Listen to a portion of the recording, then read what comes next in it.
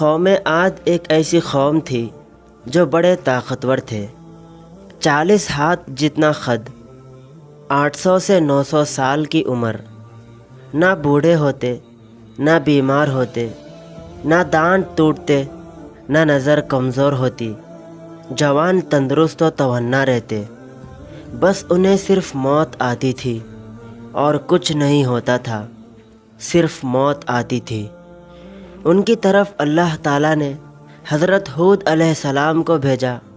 انہوں نے ایک اللہ کی دعوت دی، اللہ کی پکڑ سے ڈرایا، مگر وہ بولے، اے ہود، ہمارے خداؤں نے تیری عقل خراب کر دی ہے، جا اپنے نفل پڑھ، ہمیں نہ ڈرا، ہمیں نہ ٹوک، تیرے کہنے پر کیا ہم اپنے باپ دادا کا چال چلن چھوڑ دیں گے؟ عقل خراب ہو گئی ہے تیری، جا اپنا کام کر، آیا بڑا نیک چلن کا حاجی نمازی، تیرے کہنے پر چلے تو ہم تو بھوکے مر جائیں۔ انہوں نے شرک، ظلم اور گناہوں کے طوفان سے اللہ کو للکارا، تکبر اور غرور میں بدمست بولے۔ بسم اللہ الرحمن الرحیم۔ اب قوم عاد نے تو بے وجہ زمین میں سرکشی شروع کر دی اور کہنے لگے، ہم سے زور آور کون ہے؟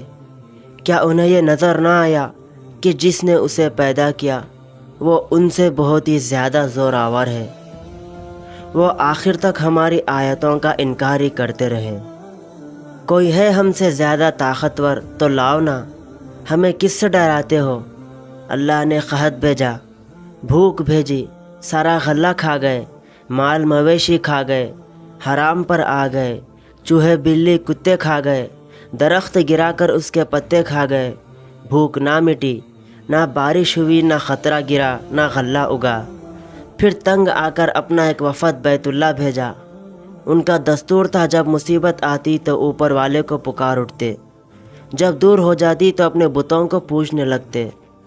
وفد بیت اللہ گیا اور کہا کہ ہمارے لیے اللہ سے دعا کرو کہ بارش برسائے۔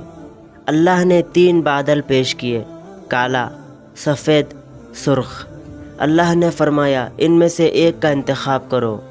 انہوں نے آپس میں مشورہ کیا کہ سرخ میں تو ہوا ہوتی ہے، سفید خالی ہوتا ہے، کالے میں پانی ہوتا ہے، کالا مانگو۔ اللہ تعالیٰ نے کہا واپس پہنچو، بادل بھیجتا ہوں۔ وہ خوشی خوشی واپس آئے۔